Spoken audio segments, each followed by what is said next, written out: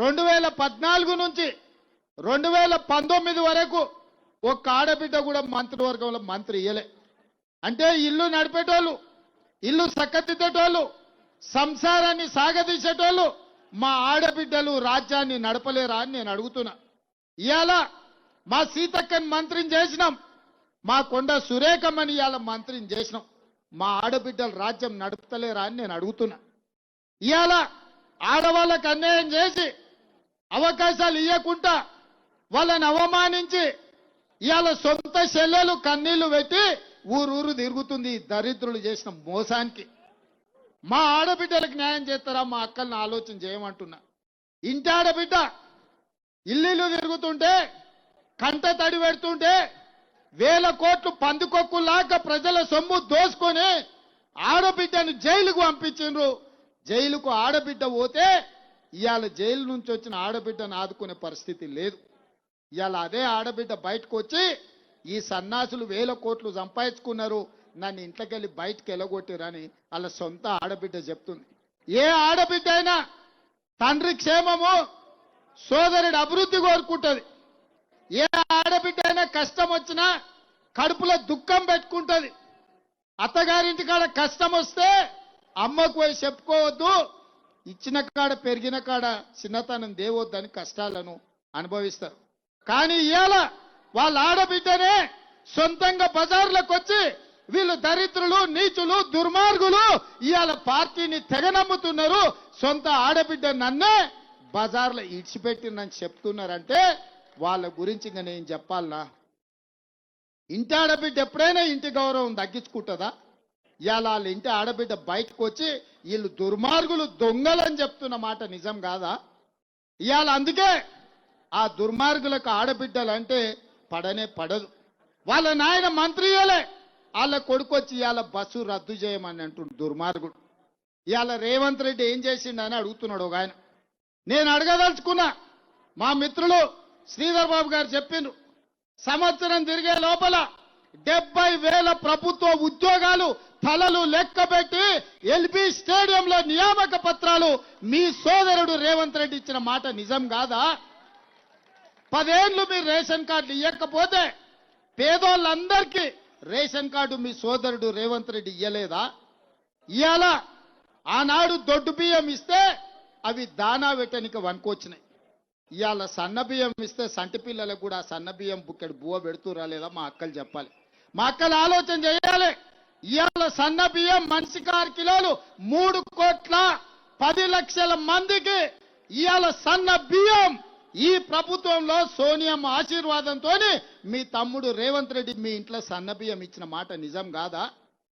ఇవాళ పేదోళ్ళు కూడా ఇవాళ మంచి అన్నం తినాలి, పిల్లలను జాగ్రత్తగా పెంచుకోవాలి. మన జీవితం ఎట్లో గట్ల గడిచిపోయింది, ఆ పిల్లలన్న బాగుండాలని ఇవాళ మీకు సన్న బియ్యం నేను ఇయ్యలేదా అక్క? ఇవాళ 200 యూనిట్లు కరెంటు ఉచితంగా మీకు ఇయ్యలేదా? ఇవాళ ఆర్టీసీలో బస్సు మీకు ఉచితం ఇయ్యలేదా? మరి ఇవాళ మీ బస్తీలలో అభివృద్ధి పనులు చేయాలని నేనంటే ఎవరన్నా మీ మనిషి, మీ సిపాయి ఉండాలనా లేదా? ఇవాళ మీ తరఫున మీ సమస్యలు తెలిసి మీ సమస్యల పరిష్కారం కోసం ప్రభుత్వంతో మాట్లాడే సిపాయి మీకు ఉండాలనా లేదా? మీరు ఆలోచన చేయరు. ఇవాళ వాళ్ళు అంటారు సెంటిమెంట్ అని. ఒకవేళ సెంటిమెంట్ గురించే మాట్లాడాల్సి వస్తే నేను ఒక మాట అడగదలుచుకున్నా. 2007లో ఈ హైదరాబాదు నగరానికి పేదోళ్ళ గుండెల్లో దేవుడుగా కొలువబడ్డ పి జనార్దన్ రెడ్డి ఆయన గుండె ఆగి చచ్చిపోతే పీజేఆర్ ఈ హైదరాబాదు నగరంలో ఇతర జిల్లాల నుంచే కాదు ఇతర రాష్ట్రాల నుంచి తండాలలో, గూడాలలో, మారుమూల పల్లెల్లో కార్మికులుగా ఇక్కడ శ్రమ చేసి బతకాలని వస్తే, ఉద్యోగ ఉపాధి అవకాశాలు వస్తే గూడిచ్చి గుడిసేసుకోనికే మీకు అండగా నిలబడ్డ గొప్ప నాయకుడు కీర్తిశేషులు పి జనార్దన్ రెడ్డి. ఆయల్ల పీజేఆర్ గుండె ఆగి చచ్చిపోతే బద్ద వైది పక్షాలైన టీడీపీ చంద్రబాబు నాయుడు పీజేఆర్ కుటుంబానికి ఏకగ్రీవంగా ఎమ్మెల్యేని చేయమని చెప్పిండు. బీజేపీ వాళ్ళు పీజేఆర్ కుటుంబానికి ఏకగ్రీవం చేయమన్నారు.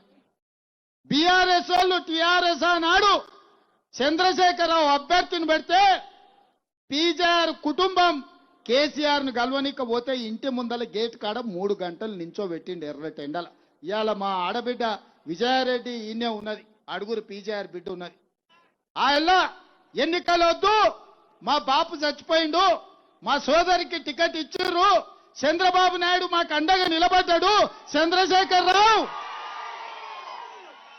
నువ్వు మాకు ఏకగ్రీవం చేయమని ఈ ఆడబిడ్డలు వాళ్ళ తల్లి పీజేఆర్ భార్య పోయి అడిగితే 3 గంటలు ఎండకి నిలబెట్టి వెనక్కి పంపించిండు. కానీ కనికరం లేని కసాయి కేసీఆర్ ఆనాడు పీజేఆర్ మీద అభ్యర్థి, ఆ కుటుంబం మీద అభ్యర్థిని పెట్టి ఒక మంచి సాంప్రదాయాన్ని తుంగలో దొక్కిన దుర్మార్గుడు చంద్రశేఖరరావు, తారక రామారావు కాదా అని నేను అడుగుతున్నా.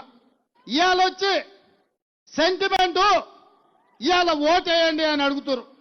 నేను అడుగుతున్నా సన్నాసిని, 3 సార్లు జూబ్లీహిల్స్ లో మిమ్మల్నే గెలిపించారు కదా, 2 సార్లు నీ అయ్యాన్ని ముఖ్యమంత్రిని చేసిండ్రు, నిన్ను మున్సిపల్ మంత్రిని చేసిండ్రు కదా, ఎన్నడన్నా ఈ బస్తీలకు వచ్చినవా? గాయల్ల వాన వస్తే నీళ్లు నిండితే నేను ముఖ్యమంత్రి ఉండొచ్చి బస్తీలలో తిరిగిన, అమీర్పేట చౌరస్తాలో నిలబడి ఎందుకు ఈ ప్రాంతం మునిగిపోతుంది, కృష్ణకాంత్ పార్కు నుంచి యూసుఫ్ కూడా, వెంగళరావు నగర్, సోమాజిగూడ, అమీర్పేట ప్రాంతంలో పేదోళ్ళు సంపాదించుకున్న ఇండ్లు నీళ్లలో మునుగుతుంటే ముఖ్యమంత్రిగా నేను వచ్చి ఆ సమస్యకు పరిష్కారం చూపించాలని రోడ్లు వలగొట్టించి మీ ఇండ్లకు నీళ్లు రాకుండా సాఫీగా నీళ్లు పోయేటట్టు చేసిపోయినా. మున్సిపల్ మంత్రిగా ఎన్నడన్నా వచ్చిండా? గాలి మోటార్లో తిరిగిండు, బెంజ్ కార్లో తిరిగిండు. ఇవాళ మాత్రం రబ్బ చెప్పులు వేసుకొని ఆటోలలో తిరుగుతుండు. ఆటోలలో తిరిగి ఏం చెప్తుండే? ఇవాళ ఆడబిడ్డలకు బస్సు రద్దు చేయమని చెప్తుండు. ఇంతకంటే దుర్మార్గుడు ఎవడన్నా ఉంటాడా? అందుకే వాళ్ళని బిల్లా రంగాన్ని దొంగలతో పోల్చిన. మీరేమంటారు సోదరులారా? బిల్లా రంగాలే కదా, ఆ బిల్లా రంగాలు బస్తీకి వస్తే గిట్ల కరెంటు పోలు చూసి కట్టేయరు, భాష సినిమాలో కట్టేస్తారు కదా, గట్ల కట్టేసి కరెంటు షాకు పెట్టుర్రి. 10 ఏళ్ళు చేసింది ఏందో చెప్పమని అడుగుర్రి. 2 సార్లు ముఖ్యమంత్రి, మున్సిపల్ మంత్రికి అవకాశం ఇస్తే మా బస్తీలకు ఏం చేసినామని లెక్క అడుగురు. ఇవాళ కంటోన్మెంట్లో ఉప ఎన్నికలు వస్తే శ్రీ గణేష్ను గెలిపిస్తే 4,000 కోట్ల రూపాయలు మంజూరు చేసి 30 ఏళ్ల నుంచి తీరని సమస్యల్ని ఆర్మీ వాళ్ళతో మాట్లాడి భూమి తీసుకొని ఇవాళ ఎలివేటెడ్ కారిడార్లు కట్టిస్తున్నాం. అక్కడ ఆర్మీ ల్యాండ్లో కట్టుకున్న పేదోళ్ళకి ఇవాళ పట్టాలు ఎన్నిక ప్రయత్నం చేస్తున్నాం. ఈ 20 నెలల్లో నేను ముఖ్యమంత్రి అయిన తర్వాత మీరు ఎన్నుకున్న నాటి ఈ జూబ్లీహిల్స్ ఎమ్మెల్యే ఒక్కనాడైనా ఒక్క కాగితం ఇచ్చిండా? మా జూబ్లీహిల్స్ లో సమస్యలు ఉన్నాయి, మా సోమాజిగూడ సమస్యలు ఉన్నాయి, మా వెంగళరావు నగర్ లో సమస్యలు ఉన్నాయి, లేకపోతే మా బోడబండల సమస్యలు ఉన్నాయి, లేకపోతే మా యూసుఫ్ గూడల